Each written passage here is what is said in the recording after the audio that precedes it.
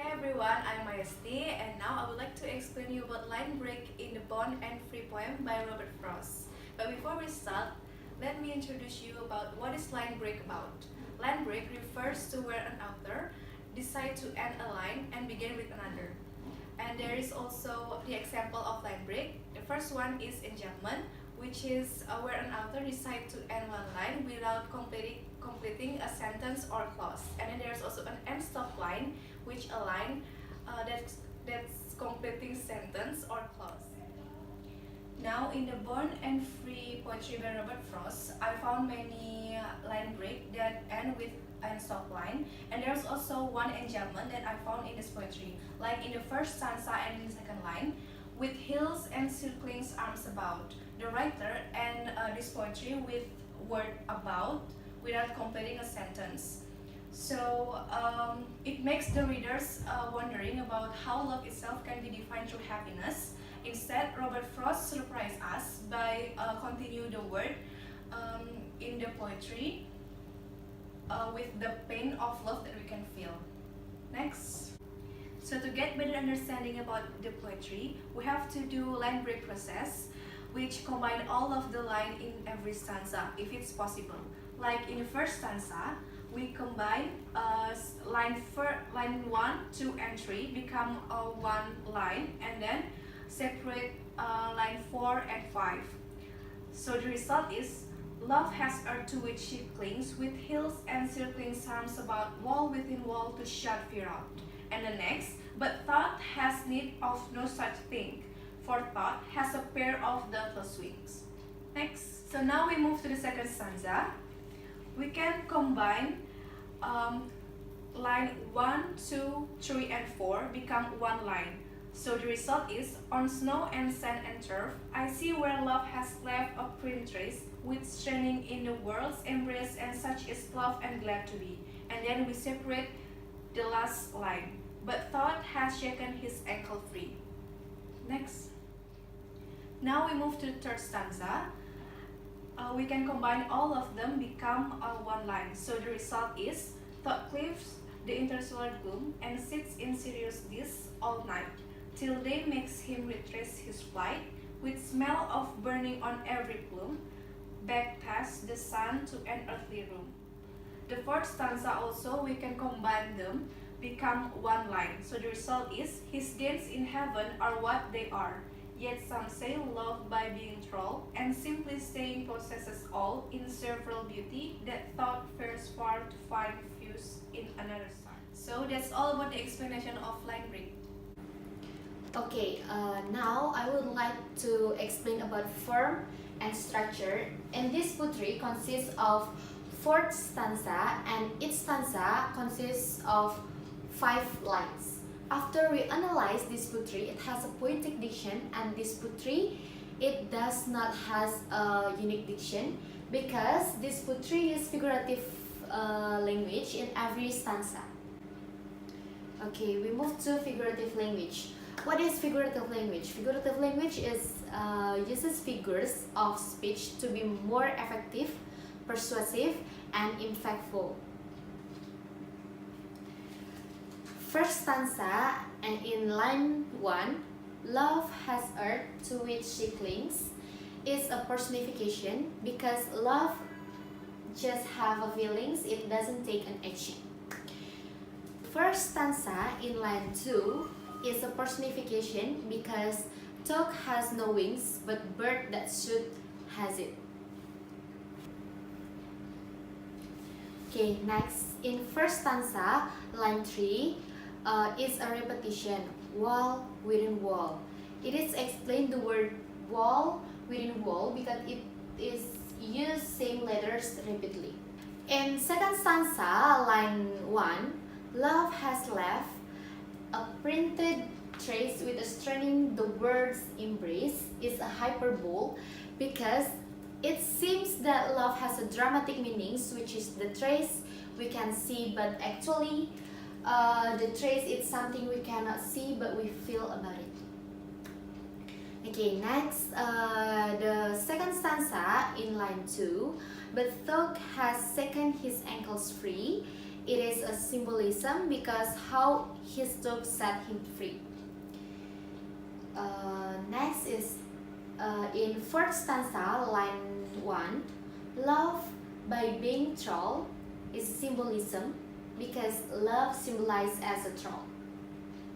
The last one, in first stanza, line 1, to find fuse in another star is a symbolism because star symbolizes as looking for someone new. Thank you. Okay, now I would like to explain about the meaning in Born and Free Putri by Robert Frost. In the beginning, we can symbolize love as a feminine or bond and earth as a masculine or free. Okay, in the first stanza, in first until third line, the poet is telling us that love bonded to earth. We can imagine love as a woman and earth as a man. Woman needs man to protect her, to shut the fear out. Line 4 and 5, that man has his own free thought and freedom. The second stanza describes that love is left a trace or memory, but sometimes make us choose between our feeling or reality. In line 1 until 4, her feelings for man always left a trace in man's embrace and she felt so happy. But man's thought and woman's are different. Man thinks with logic while woman use her feelings. In line 5, his thought has made him realize that he has his own freedom.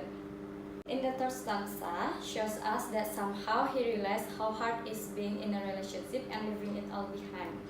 This stanza explains about how he left and continued his journey to learn more about life, love, and another aspect in it. And the fourth stanza shows us he knows what a beauty of love is, how it is make us miserable and happy at the same time, the power of love that make us strong and weak, and make us be a slave in a relationship. Along his journey, his thought made him getting far away from his past and find someone new to make him happy. Overall, the theme of this poetry is about love. This poetry is about how love, life, reality, pain and thoughts becomes one. Love representing everything in our life. So now, I would like to tell you about the alliteration. Alliteration is the repetition of the same letter or word, letter or sound in the poetry. So, in this poetry, I find in the first stanza and the second line, with heels and circling arms about. This is the assonant, the repetition of I sound in the with heels and circling. And second, first stanza and third line, in the sentence wall within wall to shut fear out. This is consonants, the repetition of w sound in the wall within wall. Second stanza in first line, on snow and sand and turf I see. This is consonant, the repetition of s sound in snow and sand. Second stanza and second line, where love has left a printed trace. This is consonant, the repetition of all sound, where in love has left. Second stanza, fifth line, but love has shaken his ankles free. This is consonant, the repetition of k sound in shaken his ankles. Next, third stanza, second line, and sits in serious this all night. This is assonance, the repetition of I sound in sits in serious. The next is fourth stanza and third line, in simply staying possesses all. This is consonant, the repetition of s sound in simply staying.